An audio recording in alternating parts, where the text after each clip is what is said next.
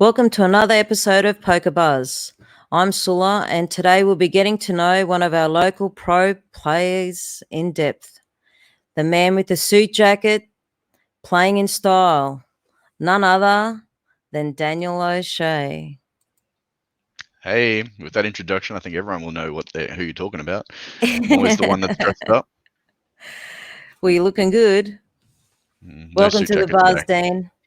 Good to Thank see you you. as always. So it's way past the catch up for us. So to bring everyone up to speed, let's do Dan in 12 months, the past 12 months. It's been interesting. So a little recap. So we've done the WSOP circuit in Sydney. We did the Sweden casino at the Cosmopole. We did the famous Aussie Millions in Melbourne. The WPT Tweed Heads. APT down the coast. We've done the APL Millions in Sydney. And of recent, the most famous, the APT in Brisbane series. So, Dan, with so many highs and lows amongst all of them, and chasing that beloved trophy that we all know that you've just hungered for, and I don't blame you, finally triumphing at the recent APT Brisbane series. Congratulations. Thank you But very before we much. get to your crowning, let's backtrack. Can we go back to January and let's chat about the Aussie Millions main event? Yeah, well, that trophy was a pretty fancy trophy, so I definitely had my eyes on that one. But yeah, first time ever competing in the Aussie Millions. I have watched it on TV like many others for almost a decade, and having the opportunity to just be in the same room as some of my poker role models, but mentors and idols, that kind of thing. But a lot of the people that I look up to and respect, like the rest of us, and being able to test myself against them for 1 or 2 days here and there. Have some good conversations with them, find out that they're human just like the rest of us, and that we shouldn't necessarily put them up on a pedestal, and that they have been playing the game for a very long time, and enough practice can make anyone a very good player. So I was very happy to be able to experience all that. So you placed 24th, cashed $51,250. That's fantastic. I remember seeing you down there and you were just so in the mode. It was a pleasure to watch you.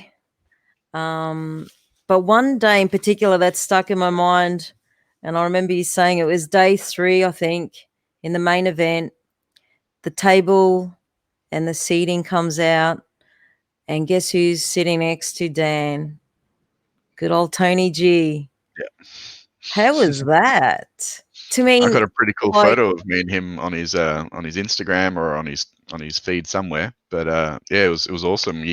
I sit down to the table and you get to unbag your chips, and I've got this overflowing bag, and he's got this tiny little parcel, and he's emptied his chips, and I'm still emptying mine, and the camera has come around to take some photos, and he's done his traditional thumbs up and put his arm around me, and my chips are spilling over the table into the people on either side of me, and I've just got this mountain of chips, and it looks great. And yeah, and I got to talk like all these non-poker subjects with him, and he's very different away from the camera than what I thought he was regarding what the camera makes us all believe. But yeah, nice guy, loved him.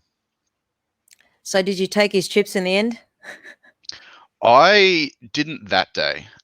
Sitting directly to his left, because of his short stack, we didn't play that many hands when he was small blind, big blind, and if we were involved in a hand, it was usually a bigger stack trying to pick on him, and I just got caught in the way. So this really helps me set up for day 4 though, because I ended up playing with him again on day 4. He ended up doubling through quite early, not through me. I didn't take much chips off him, as I said. But it set this image, and I like to make friends with people on my right because I don't want them stealing my blinds. So if you ever see me bring in some like mints or something like that, I'll always offer them to the person to my right so he doesn't steal my blinds. But Good so old I made, bribery. yeah. The psychology of the game goes away from the felt as well. So Yeah. yeah, so I was talking to him, making friends with him, and I'm sure he doesn't fall for any of that. And either way, I made it the next day, and he's on my table, 3 to my right this time. And there was an interesting hand that I felt like if I hadn't had played with him the day prior, I probably wouldn't have worked against him. And I got him to fold jacks pre when I 3-bet him with 5-3 off. So yeah, I on then day 4, I kind of came up with a new strategy that was using my image, because at that point there was a lot of the same players playing against each other. I did something I like to nickname reverse polarization, and in short, basically, if there's been a raise from middle position or early position and I've re-raised from the small blind and I've got an image as a type player, then my hand range should be very, very selected in those spots. But I tend to do it with suited connectors or small connectors, hands that shouldn't hit flops that my opponent puts me on. So that way, if they do call my 3-bet and they are putting me on the aces, kings, or queens, or ace, king, they're never going to put me on suited connectors. So if the board comes down 5, 6, 7 and I happen to have the 8, 9, they'll generally play looser against me because they think it's a bad flop for the board texture based on my hand range there. And that's exactly what happened. I did it with 5-3, flop 2 pair. He played into me thinking that I was holding an overpair. I didn't. I made a big pot and ended up getting him to fold jacks in another position when I did it with 10-8. So yeah, that was probably my best experience there. Awesome. So it's pretty sad though, with what's happening with COVID at the moment, etc., that Aussie Millions won't be going ahead, obviously, in 2021. Something to look forward to, hopefully in 22. But I'd like to ask you, Dan, is the stamina with the main event, with playing so many days, did you find it any similarity to playing with the APT so many days in a row? Being that you're playing different events, obviously not the one event. Yep, good question. So knowing how long the World Series of Poker goes for and how long the the Aussie Millions go for, I already came in there with the mind frame that this is a marathon. I need to stay hydrated. I need to make sure that my diet's good. I need to make sure that my sleeping patterns are good. I did a lot of research into that area before I did it. I have done shift work before. I've done 35-hour cash game sessions before. I'm used to that. In comparison to the APT, however, it is similar in the sense that if you play 5 different days at APT, many different events, it gets to you. You get sick, you get tired, and the only thing I would say is different, which is probably a big difference, is if I enter into the first event at APT and play it for 2 days and it finishes, and then I enter on day 3, the next event, and I'm tired and I play badly and I get knocked out, I've just missed out on one tournament, and that tournament's not going to be as big as a $10,500 tournament. At the Aussie Millions, I could be playing for the first 2 days, play bad on the 3rd day, and all of those 2 days mean nothing. It's a complete, it's wasted. So not only do you have to survive that marathon of keeping focused for the one event compared to the APT, at least you get a multiple shot, another chance. Yep, yeah. True. So speaking about APT, let's move our direction to the most recent glory. So your stats with APT alone from 2017 to 2020, you've made 7 final table appearances plus 10 cashes. But, the big but, the most rewarding and exciting, maybe, just maybe, would be winning the grind. And I see you're wearing their shirt. Lovely, yep. The lovely yep. Jason, Poker Republic and Republic Bar, well sponsored. And you were cashed $40K. But again, to you, it's not all about the money. It's about that trophy. Mm-hmm. And you got one, Dan. Yeah. Excitement. Looking on the APT leaderboards, seeing me running close second place for, I was tied with Joe Snell. Sorry, I tied with Joe Snell before this last series for most final tables, and I think I was already first with most caches. I'm not sure about that, but the most final tables, and yet he's won like 3 of them, I think, and here I am with no trophies. And I just really wanted one. I really did. I didn't care what event it was. I had 3 second places back to back. The grind event I've cashed in 4 times. I've played it 4 times. I've cashed in it 4 times. So I've gotten a 13th, a first, a second, and a fourth, I think, in the grind event over the last few years. So that was my favorite event. It's my baby. If I could win a trophy, that would be the event I would want to win it. So the spell has been broken. No bridesmaid anymore. Yeah, it's first places from here. I've popped my cherry, and I can just do as many as I want now. I can get myself a trophy cabinet finally. Awesome. So Dan, just on that, can you just tell us, was there anything different that you prepared for this series? Did COVID contribute to like focusing more on your live tournament play moving forward? I would say COVID didn't really affect that. I think during the COVID period at its heights, I was already quite isolated. I had more conversations with my Uber Eats driver than my own family. Like I didn't leave my house for a very long time, and then I found out that the world was in lockdown. So coming out of that, I think if it did affect something, it was probably the social anxiety. I wasn't used to being surrounded by people. I kind of did stress out a little bit, and on the breaks, I didn't want to go and talk poker with people. I wanted to disappear. I found out that I'm a lot more of an introvert than I thought I was. So the psychology, I was more nervous as well. I wasn't probably used to being on the table. I think everyone would have felt that. But when it comes to the actual playing of the game, I think I could have studied more.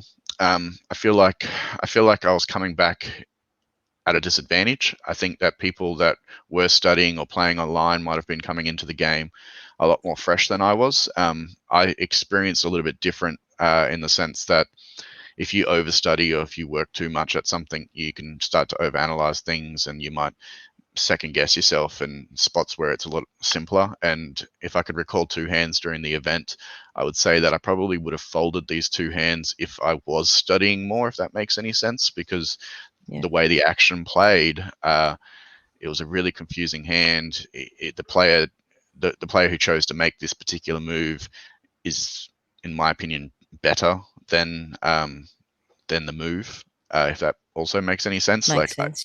Yeah. So it turned out to be just a mistake by him. And if I overanalyzed it, I would have folded. And I didn't overanalyze it, and I just played it. Even though that it didn't make sense, I played the math side of it, and it paid off big time. And it was probably the biggest pot of the tournament, and that put me into the chip lead. So I think mentality of COVID, not so much. I think the mindset of the diet as well. I quit smoking, quit energy drinks. Some people would have seen me with my Camel pack, and I had that filled with Barocca and was drinking that all day, and that helped a lot. Awesome. So can I just ask, I've read that you did some poker coaching as well. So was that of recent, before the series? With LCA? Yeah. Yeah. So Tom Bauer, owner and creator of LCA Poker, is based in Toowoomba, where I grew up. I was very lucky to have such a organization local to me, because there's not very many things to do in Toowoomba. And growing up, he helped me a lot, and that venue allowed me to hone my skills and hone my game for a long period of time. Ultimately, I feel like I was possibly a big fish in a small pond, but recently he put forward a challenge where he wanted to do a marathon session where we would go down there and we would play, and whoever could play for the longest period of time would receive some sponsorship from him, 1 hour's free coaching, patching, and a little bit of a cash prize. And I went down there with up the mountain, it's my hometown. There was no way I was going to lose that. So went up there and we played for almost 20 hours, 19 hours and 50 minutes or something like that. And I took that down and Not a bad session there, Dean. yeah. But like I said, 35 is the longest I've done. So like I went up there planning to win. I wasn't coming home until it was over. So yeah. 3-hour drive from where I live as well, by the way. But yeah. And the 3 hours back. Yeah, 3 hours each way. Yeah. Yeah. And So Dan, Tom ran a lesson. Tom ran a lesson. Sweet, yep. With us and prior to the game, and then an hour's coaching with me as well. And he really refreshed some things. Like if you pick up an old book that you really, really love and you can remember loving it, but you can't remember what you loved about it, that's how I'd best describe the coaching, because a lot of the things that he ran over was stuff that I've learnt before. It was older stuff that I have picked up somewhere along the lines, because I've been playing for 16 years. And but it's really, really good to have someone read that book back to you again, if that makes sense. Yeah. Yes, it does. Well, that's awesome to hear with Tom, and good work. Thank you. So I'd like to ask you, as a player, not a professional like you, but just as a player, in the grind event, as you saw the tables breaking down, getting smaller and smaller, the field, and that final table was like, at that point, at any point, were you like, that final table is mine. It's within my reach. I'm getting there. I'm doing this. Did you ever think like that? Great question. Sorry, I'm just intrigued because, just playing November myself, November last year, I got second in the grind. And I remember when I hit the bubble. I remember when I hit the final table. I remember looking at the trophy. I remember looking at what players were left. I remember standing up and checking out each other's stacks, comparing it all, building it up, saying, yep, this is it, getting closer and closer, and just to lose the heads up. At this time, I didn't even know what the pay jumps were. I didn't realize we were on the bubble. I just played my game, and I noticed when people were under pressure and when they weren't.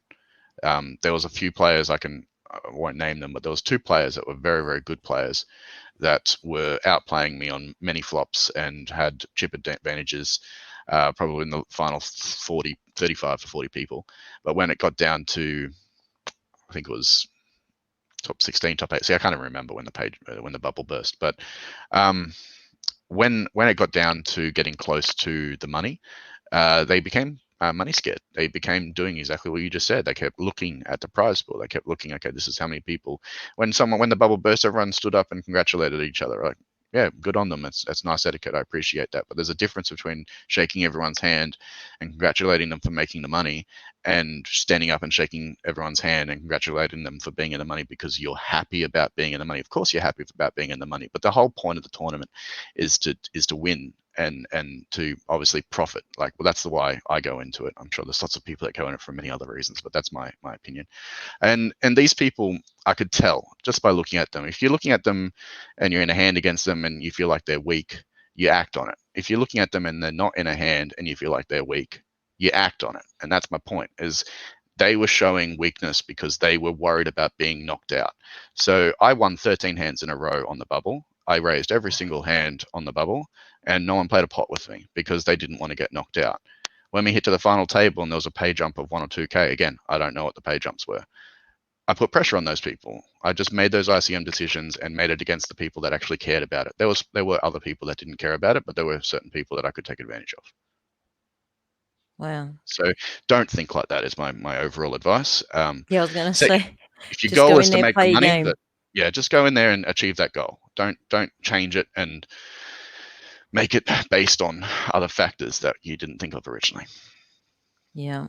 You know what I reckon it is? I reckon it's your suit jacket. That's your superhero cape. I do make hero calls when I'm wearing it, so yeah. See? I made a pretty sick Jack 10, Jack High hero call in the grind event, actually, while wearing the Superman jacket. Yeah. Of course. So would there be I wouldn't say one highlight, maybe. Will there be one that stands out the most for you? Say, Dan, when you get to the top three? One highlight of one aspect of the game that stands out when I'm at the top Yeah, three. when you're down to top three. Yeah. So anywhere from top 5 to top 3. Okay, so probably around top 4, I start thinking about who do I want to go to heads up with. Mhm. So Corey was not the person I wanted to go heads up with. So my apologies, Corey, but I was glad that you got knocked out. I didn't want to verse you in heads up. So I didn't know much about 𝐿'𝐶𝐂. He was the person who got second. I only knew how he played on the final table. I hadn't played with him prior. And from what he had shown me, I felt like he was the weaker opponent for my heads up opponent rather than Corey.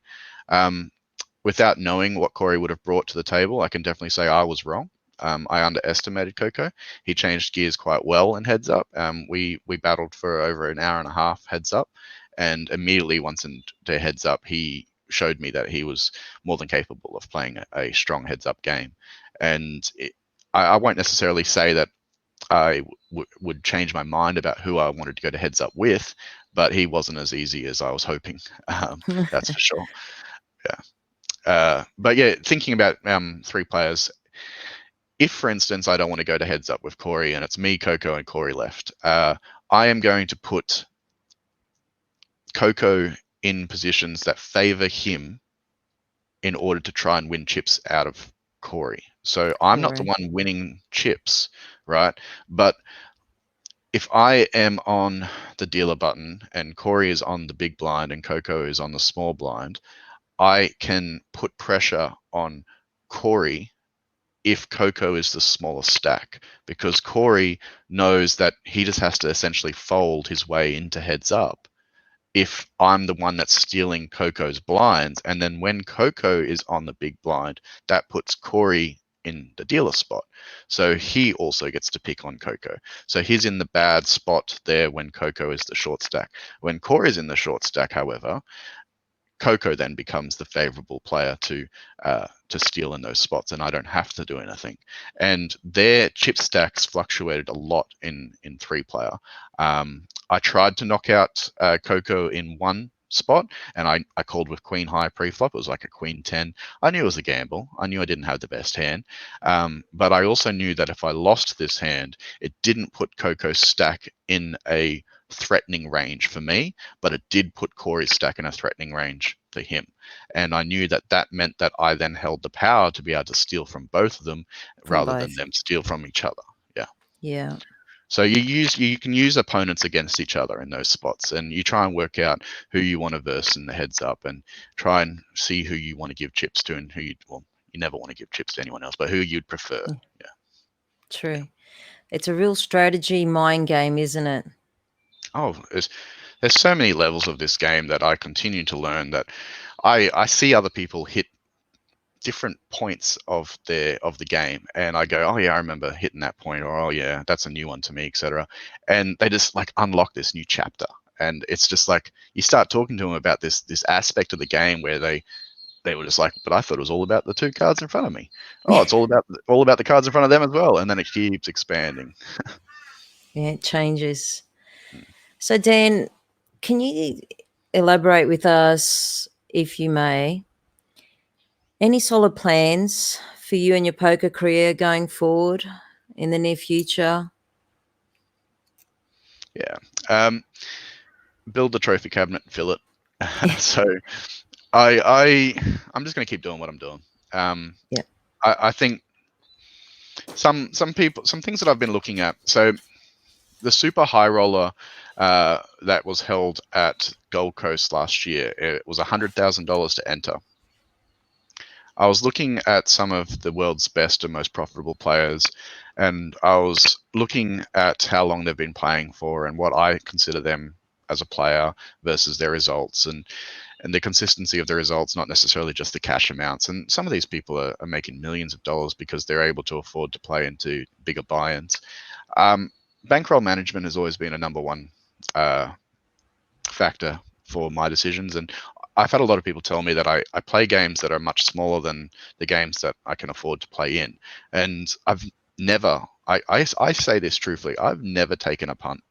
I've never sat down at a 5100 game. I've never entered into my biggest tournament I've ever entered into was 10,500 for the Aussie Millions, right? And I sold 50% of my action. So that 51,000 that I won, yeah, it looks great, but I had to give a 27,000 and change away, right? And I openly say that. Like, I think I'm more proud of the fact that people are willing to believe in me and sponsor me than the fact of getting an extra 27,000, because that means the world to me, and it means that I can continue to play around the world with people backing me. And Backing you. That's right. I like going just before COVID, going into markups. You know much about markups? No. So if I'm selling 50% in the past, and it was 50% for a $10,000 buy-in, that's $5,000 worth of percentage that I need to sell, right? So if someone buys 50%, they give me $5,000, right? So after the Aussie Millions result, and after Sweden, and after the APL Millions, my markup started to rise, which means that I can charge 1.2, 1.4, 1.6, all the way up to 1.8. So for every dollar, I'm actually getting 1.8 back, right? You understand? Yeah, I'm with you. Yep. So I ended up hitting a 1.8 markup, which is the highest I've ever heard. I would probably balance it back down to 1.6, but I've got two people locked in for 10% each for the next Aussie Millions at 1.6 markup, which means I can make a little bit of profit for like travel fares and accommodation and such, which is amazing. That will allow me to play in bigger tournaments. I think my next goal is I want to play in a big tournament. I want to play in a 50,000 entry. I want to play in a 100,000 entry, that kind of thing. I want to take a punt. I see other people doing it, and it probably, like, I don't recommend this at home, kids, but most people go broke. But I would like to try it once, and I would like to try and do it the safest way possible, but I would like to do it. Yeah. Well, it's a good aspiration to have. I mean, everyone in their sport has their aspiration to where to get to, and you have to go have a go. If you don't have a go, you never know. Yeah. And unfortunately, that's a bit of a gamble. It is, but just like every Which hand, you can't costs. win it if you fold. So That's true. So the next big series we have here in Brisbane is the Czech Race Poker Super Series, the Six Max. Are you intending to do any of the bigger games there? I know they've got a super high. I think it's the super high roll and the high roller as usual. yeah, Czech Race 𝐎'𝐶 Ridge. It's coming up in November. Yep. I will be going to Townsville for the November Ville. Yep. I'm taking me and my girlfriend up to there, and then we're going to go to the Whitsundays for a holiday. So if Czech Race doesn't interfere with that, then I will be at that game as well. I'm also going to go to the High Roller event in Adelaide. I think 100,000 or 150,000 prize pool. But some of the events are like 2,500 upwards. And I really like Adelaide. I really like the poker room there. There's a few of them. That will be in January. Yeah. That's lovely. Adelaide's a nice place of the world. Nice wines down there, Dan. Yeah, I keep getting told that, but I never have any time to go exploring. Oh, you'll have to. So, Dan, always a pleasure. But before we go, are you up to doing 60 seconds with me? I am. Are you up for the gamble? What, are we it having won't cost you nothing. 60 minutes heads up? 60 seconds heads up? Heads up. Before we start, though, could I make one Yes. little plug-in? I do have Sure. some big news that I'm really excited about. Yeah. You're the first person for me to talk about this with. Oh, I feel very honoured. Yeah. Thank you. I am going to start my own channel. I am going to start doing my own vlogs, and it's going to be some YouTube editing skills that I don't have, but I'm getting some help with. But I've been looking at some people like Doug Polk and Bradley Owens and such, and they've been doing it for a very long time, well, Doug has. And I feel like from an analytical poker view and a logical poker view, I can probably talk the talk, but I need to make it a little bit more exciting. I'm not comparing myself to them, and their videos are exciting already. I'm saying that I'm worried that my videos might not be as exciting.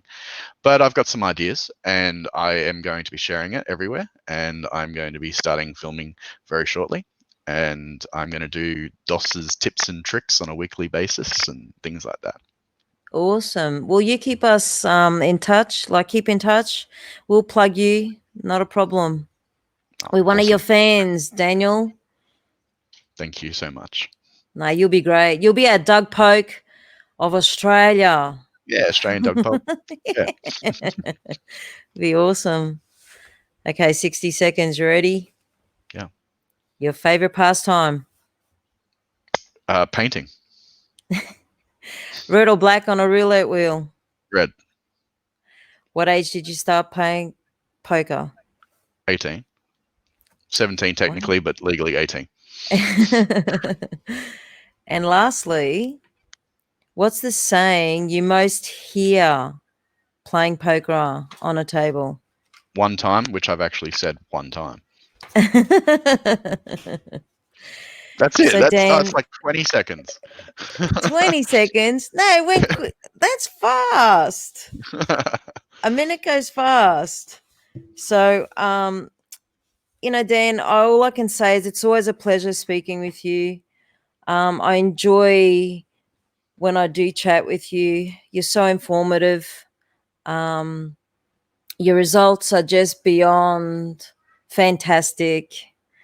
What a 12 months, including COVID. Yeah. Can't forget COVID. But we wish you all the very best here from Poker Buzz, and we will be following you and keeping everyone up to date with where you're at and what you're doing, and of course with your new journey with the Doug Polk of Australia. Thank you so much. It's always a pleasure. No, our pleasure. Thanks, Dan. We'll talk soon. Thank you. Thanks, everyone. Stay tuned. We'll be having more local players, and we've got some international podcasts coming your way. So stay tuned for all that. Poker Buzz is buzzing out.